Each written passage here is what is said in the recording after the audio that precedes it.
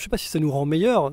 On vit dans ce monde-là et on a vécu à d'autres périodes, d'autres gens ont vécu à d'autres périodes depuis des millénaires et les choses ont avancé. Il y a eu des nouvelles technologies, il y a eu des technologies au Moyen-Âge, il y en a eu au 19e siècle, il y en a aujourd'hui. C'est à nous de choisir si elles seront bonnes ou mauvaises parce que c'est nous qui les utilisons et c'est surtout nous qui les façonnons. Ce qu'il y a de moins bon, c'est la perte de relations humaines. Ce qu'il y a de moins bon, c'est qu'aujourd'hui, on hésite sur ce qui est bon, sur ce qui est good. Donc c'est la perte d'amour. Pour avoir de l'amour, il faut avoir besoin des autres. Et quand on a tout avec les technologies, on ressent moins le besoin des autres et donc moins le besoin d'aimer. Puis ce qui est moins bon aussi, c'est un peu la perte de liberté. Parce que tous les outils qu'on utilise ont été pensés pour qu'on soit addict. Donc on n'est pas forcément très libre.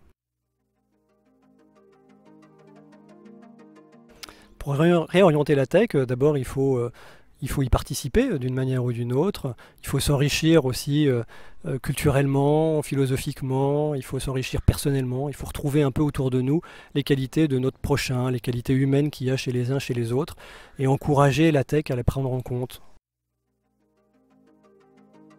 Celui qui est vulnérable, d'abord la tech essaye de le prendre en compte, hein, malgré tout, mais il y a de la tech pour les aveugles, il y a de la tech pour des personnes âgées, il y a de la tech pour tout un tas de gens, mais enfin, derrière tout ça, la réalité, c'est qu'on a besoin de l'autre.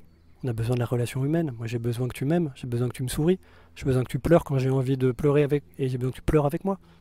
J'ai besoin que tu aies du courage, j'ai besoin que tu sois forte. Un chatbot sera jamais un humain. Un chatbot, aujourd'hui, il ne sait pas converser avec un enfant de 3 ans. Un chatbot, c'est un algorithme qui te dit des choses très basiques. L'intelligence artificielle, aujourd'hui, elle ne sait pas converser avec un enfant. Elle ne sait même pas résoudre un problème de maths du collège. Parce que les médias ont envie de vous faire peur, et puis parce qu'il y a des gens dans les labos de recherche qui y croient, quelques personnes.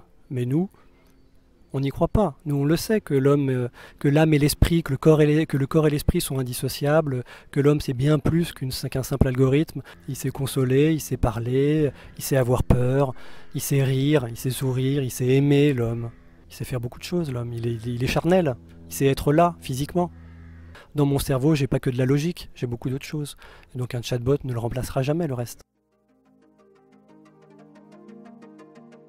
Ça, c'est plus difficile. Je sais pas si je suis le meilleur exemple d'ailleurs. Donc ça, c'est beaucoup plus difficile parce que c'est fait pour qu'on soit addict. Tu sais, le smartphone que tu tiens là, il a été pensé comme un jeu vidéo. À chaque fois que tu as une nouvelle notification, tu tires vers le bas comme si tu es comme à la machine à sous avec la petite manette là. Donc il a été pensé pour que tu sois addict. Donc c'est difficile de ne pas être addict quand on fait tout pour que tu le sois. Donc ouais, c'est difficile. Après, entre amis, on peut organiser des dîners sur téléphone, on peut s'inviter à jouer au foot dans la vraie vie, on peut vouloir se retrouver autour d'un dîner, on peut éviter d'être au cinéma en faisant un Messenger en live pendant le film, et on peut vouloir vivre avec les gens autour de nous, on peut ouvrir notre regard, ça s'apprend ça. Moi concrètement j'essaye vraiment d'être dans la relation, je sais pas si j'ai réussi, hein, je suis pas un saint, mais j'essaye d'être dans la relation humaine, j'essaye d'être présent quand on a besoin de moi. Avec mes enfants, j'essaie d'être présent le plus possible, d'être là, d'être physiquement là, de les aimer, de leur donner ce que j'ai d'humain. J'essaie de leur faire découvrir ça aussi chez eux, de leur ouvrir à la curiosité, leur faire rencontrer des personnes différentes, qui soient dans la relation avec des gens qu'ils n'auraient pas eu l'occasion de rencontrer, avec des plus pauvres, comme des gens plus compliqués, comme des gens qui côtoient peut-être de manière plus naturelle dans d'autres univers. J'essaie de les ouvrir à l'humain et de voir que dans chaque homme, il y a quelque chose de beau. Donc j'essaie de développer en eux cette capacité à rendre service, cette capacité à aimer les autres, cette capacité à regarder l'autre. J'essaye à mon petit niveau de père de le faire, je ne sais pas si j'ai réussi, on verra dans 15 ans.